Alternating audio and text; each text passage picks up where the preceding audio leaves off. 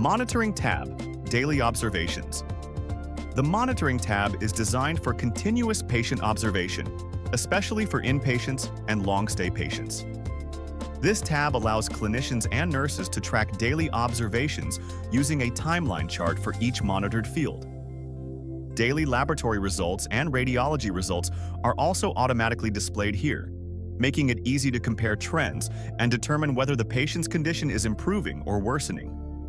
You can record observations such as vital signs, including heart rate, oxygen saturation, blood pressure, temperature, respiratory rate, and pain scale.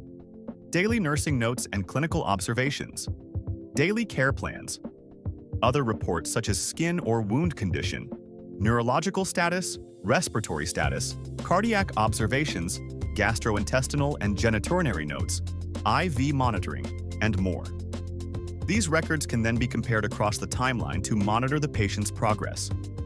The monitoring tab also includes helpful features such as daily filters that allow you to move between different days using arrow buttons, category filters for roles such as nursing, clinical, or dietitian, the ability to print a daily report for ward rounds and clinical reporting.